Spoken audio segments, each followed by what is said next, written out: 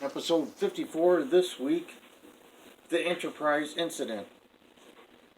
The Enterprise Incident. 180 from last week. Last week was the absolute bottom of the pile, dirt, worst garbage episode ever. This one was really good. It starts off with Dr. McCoy reading his medical log.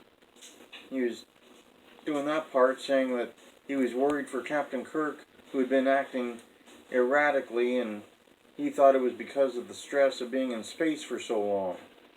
Then you see Kirk being short with the crew and sniping at him.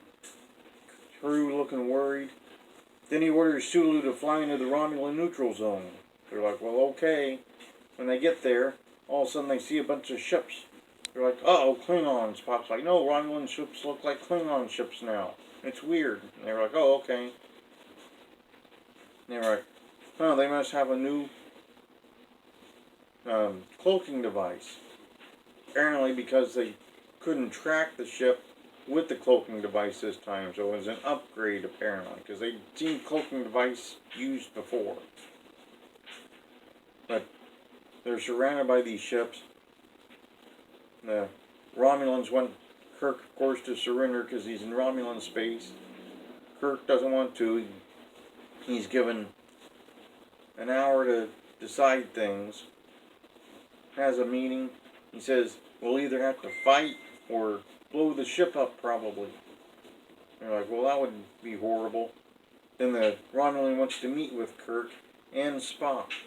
So they beam aboard the Romulan vessel while two armed Romulan guards beam aboard the Enterprise. Scotty just stands there and looks at him. He's not worried that they got disruptors. Not worried a bit.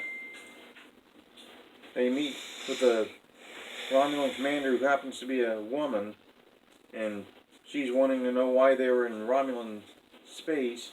Kirk says instrument failure. They didn't know they were headed there.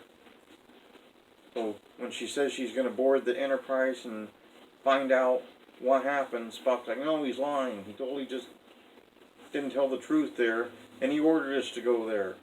So Kirk flips out, he's like, I'll kill you, Spock, I'll kill you, I'll kill you, and he wants to murder Spock. Well, they haul Kirk off to the brig. Spock and the Romulan commander start hitting on each other. It wasn't even Pon farr season for Spock, and he's hitting on this Romulan. Vice versa.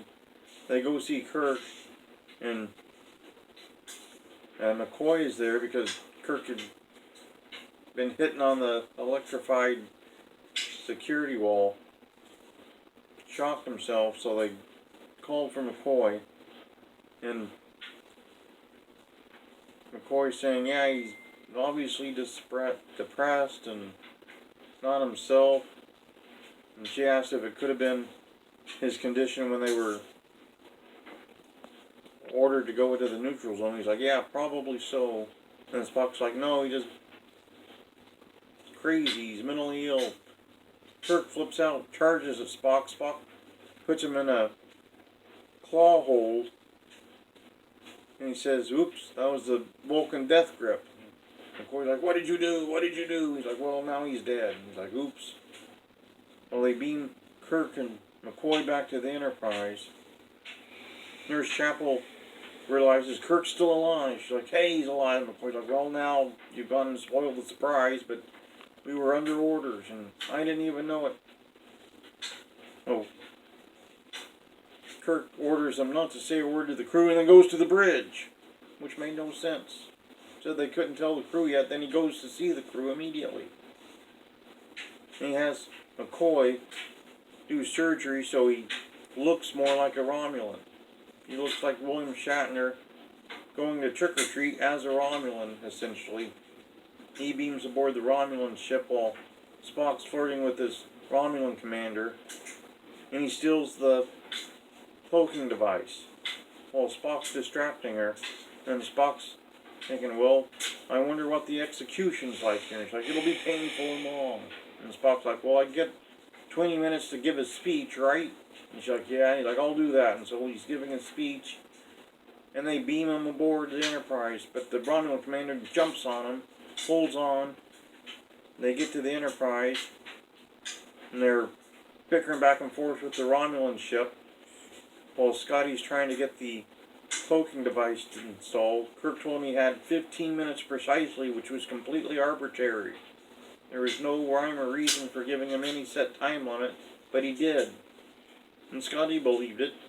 Scotty finally gets the thing to work, and the Romulans start firing at nothing. Just blindly firing. The Romulan commander's like, well, I guess I'll go to the brig now.